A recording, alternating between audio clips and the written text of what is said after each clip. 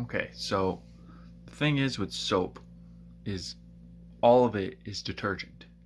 Something that you might have probably watched with recent like Dr Squatch commercials is that big soap companies don't want you to know that most of the ingredients that they have classified in their soap is considered detergent. However, this company is also not saying that their soap also doesn't have detergent in it, because it does. I just want to clarify one thing, that all these ingredients would actually be considered a good soap or good detergent. These are all safe to use inside of your washer. Some people use vinegar. I think vinegar is really not a smart idea. I wouldn't recommend it. That's just me. Other people can do it. They can smell like rotten food all they want. I'm personally not going to do it. I prefer my sodium hydroxide, borax, fragrance, baking soda, oil, and water. Thank you. So what is bad detergent? Bad detergent is a whole nother animal. Right here you're seeing a Dollar Tree shampoo 2-in-1 conditioner. Has a lot of oils on it. It appears to be good, but in reality it's really not good. Sodium lauryl sulfate is actually an ingredient that causes hair loss. It's an irritant. It's found in toothpaste, and it's also dish soap. You're not a dish. You're not a tooth. Don't put it in your hair. I'm not trying to hate on Dollar Tree, but most of the cosmetic products that they have are just really not that good. Other ingredients to avoid would be disodium EDTA, which helps to absorb oils and other substances into the skin. It's a penetrator. Silicone, which is actually a type of plastic that they use in order to make this hair look healthy. It's not though. The good news is the shampoo and conditioner are all natural ingredients. The soap bars are made with good oils for the skin, and calendula, peppermint, and clary sage inside of this conditioner that you're looking at is healthy. Sodium stear oil lactylate is also considered a safe moisturizer that is present inside the soap. Citral alcohol, found in these products as well, is used to help stabilize the oil and water that's inside, and has also been known to be quite safe. So you know you're getting an all organic product. Technically, lye is a type of detergent. You're using detergent. There really is no way to get around the fact that you're using lye in order to make soap. It's just the way it is. It affects the oils by making everything very alkaline, and that's part of the reason why it becomes very bubbly. Although soap is harmful, it's still something you should use. I also urge you to take your time looking into adding additives into your soap. After using any kind of soap on the skin, you should be using conditioner afterwards. So again, going back to the conditioner, I've had a lot of people tell me when they use soap, it doesn't actually get them clean. They end up smelling. But the conditioner, you put that on, you're not going to smell. It's not that the soap isn't cleaning them. It is, and sometimes they have antibacterials. It's the fact that oil keeps fragrance on the skin. If you have sensitive skin, well, there's good news. You only really need to put this stuff inside of areas that are, they smell, armpits, genitals, that kind of thing.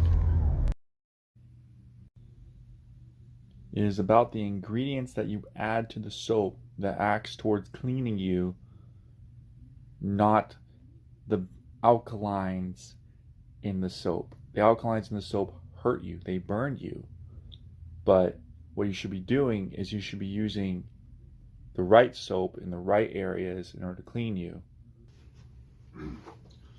Okay, so let's improve a little bit on the shampoo and conditioner with Dr. Squatch. So these are all natural products, first of all. Most of them are cosmetologist recommended. However, the glycerin is an irritant to the skin. I don't recommend using the glycerin. It does wash off in water, so for the most part, this stuff is really good on the hair. It has nettle tea, burdock root, and tea tree oil. All of that is good for the scalp.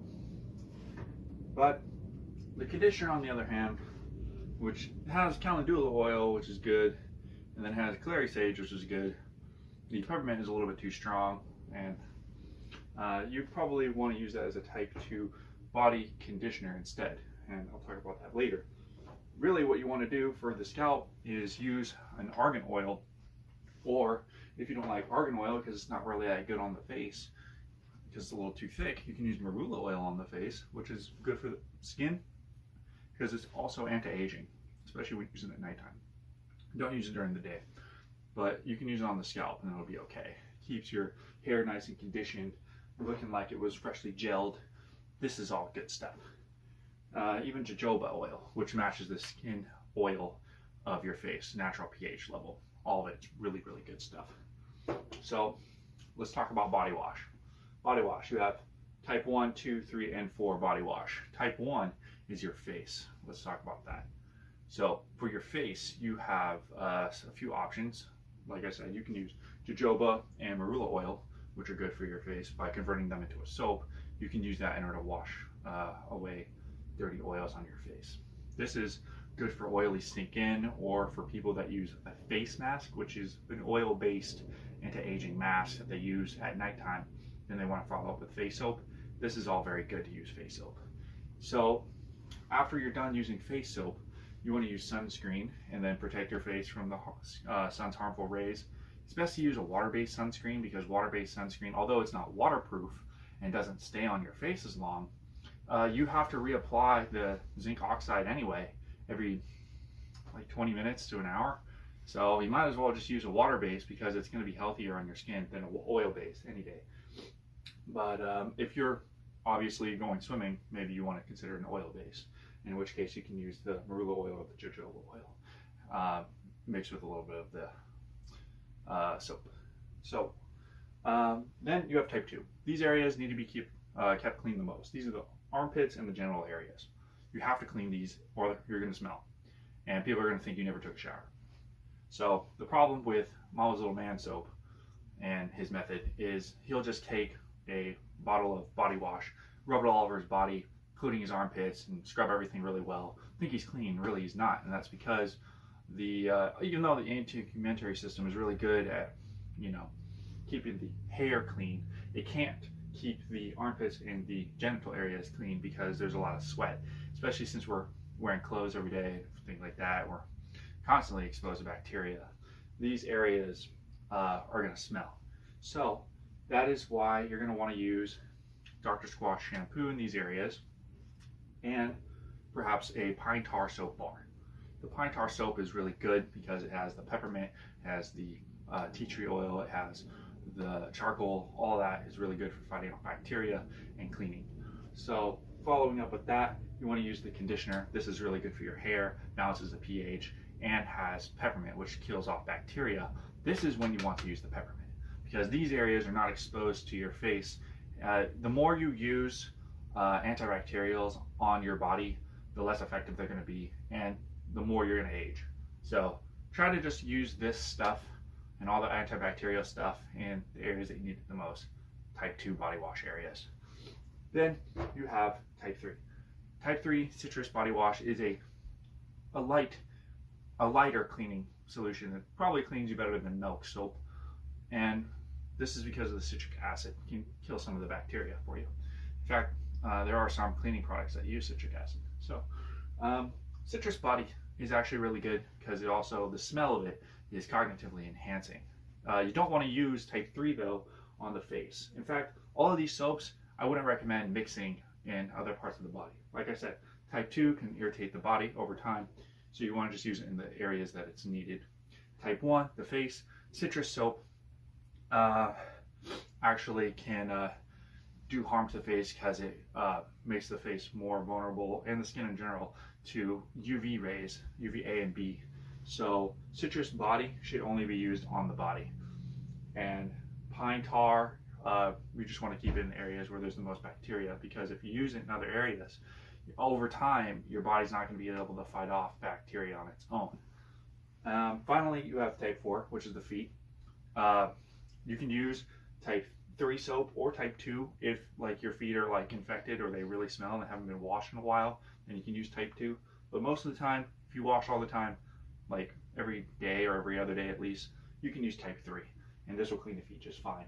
Follow up for the conditioner part on the feet, you can use myconazole powder, and you can also use odor eaters. This is sodium bicarbonate and fragrance, basically. Sodium bicarbonate keeps the feet dry. Myconazole powder is antifungal. Some people don't like myconazole powder. If you're that person, you can use echinacea complex and myconazole powder, excuse me. So myconazole powder is good as an antifungal as well, but echinacea is very safe and it's better for children. Once again, I hope you enjoyed these videos and have a good day. To be continued.